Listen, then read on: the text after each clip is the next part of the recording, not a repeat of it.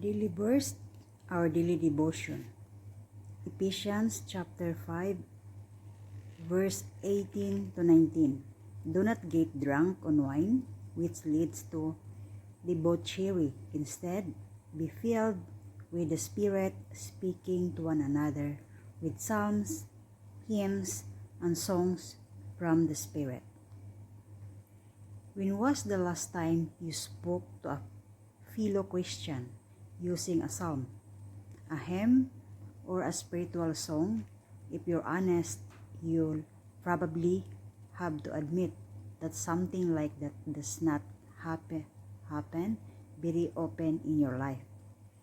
Maybe the great heroes of the faith did things like that.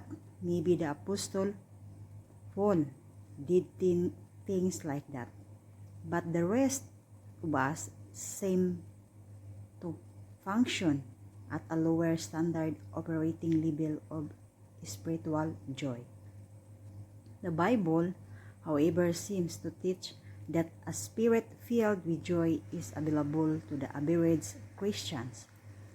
We have the fruit of the Spirit, one of which is joy. Galatians chapter 5 verse 22.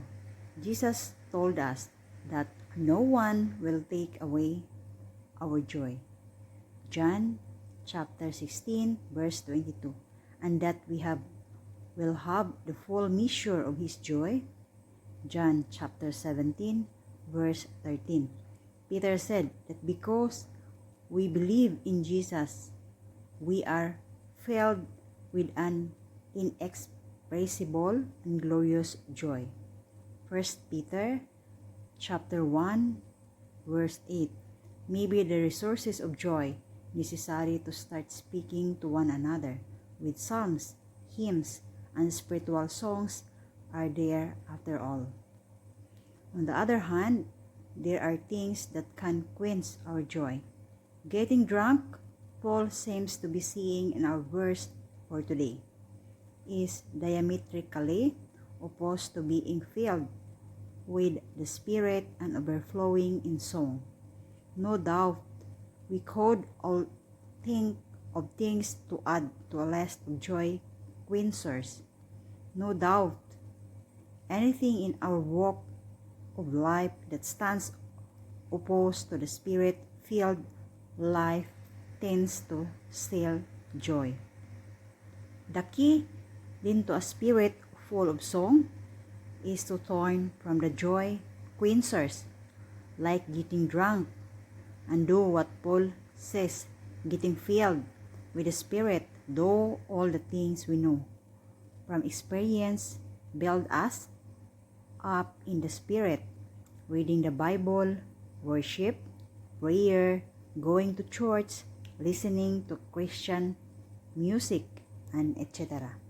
Who knows, perhaps the next time a fellow believer walks by, you'll sense a song welling up from deep within. Our daily light on the daily path. Revelation chapter 14 verse 5. And no lie was found in their mouth, and they are blameless. Jeremiah chapter 50 verse 20.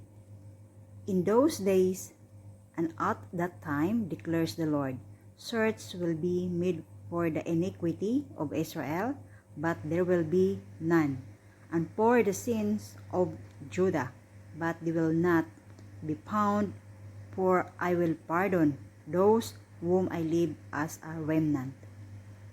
Micah chapter 7 verse 18 to 19.